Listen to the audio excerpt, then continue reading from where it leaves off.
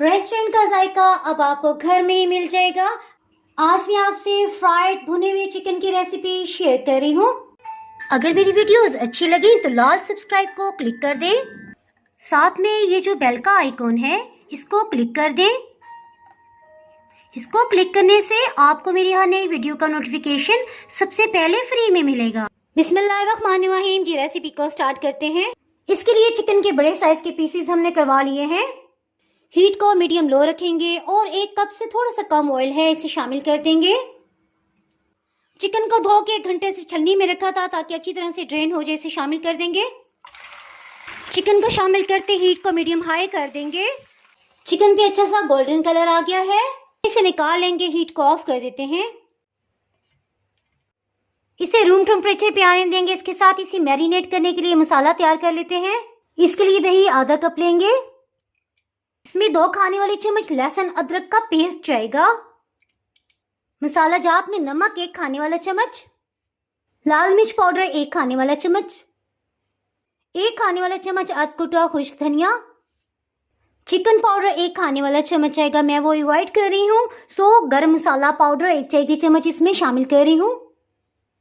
1.5 table spoon इसमें paprika powder जाएगा। ये जायके में तेज नहीं होता, सिर्फ अच्छा सा कलर देने के लिए इस्तेमाल होता है। हल्दी पाउडर आधी चाय की चम्मच।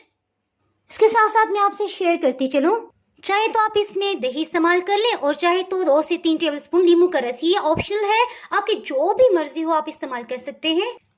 ये अच्छी तरह से मिक्सअप हो गया है।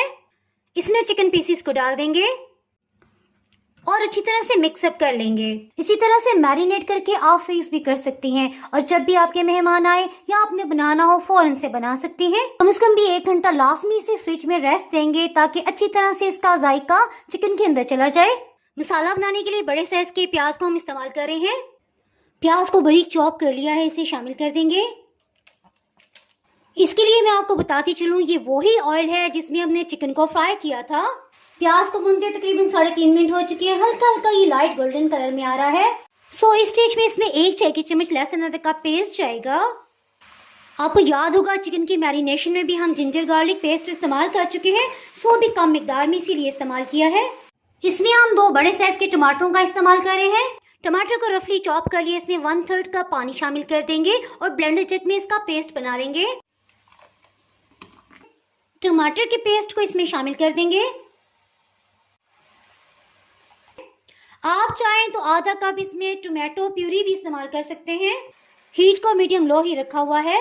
इसमें 1 बड़ी काली इलायची, 3 लौंग को शामिल कर देंगे, 2-3 दालचीनी के टुकड़े, आधी चाय की चम्मच फ्रेश ग्राइंड काली मिर्च। इन सबको अच्छी तरह से भून लेंगे।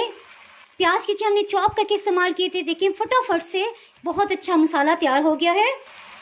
सुरख मिर्च का हम इसमें इस्तेमाल नहीं करेंगे, बस अच्छे से कलर के लिए पेपरिका पाउडर 1 खाने वाला चम्मच मजीद शामिल करेंगे।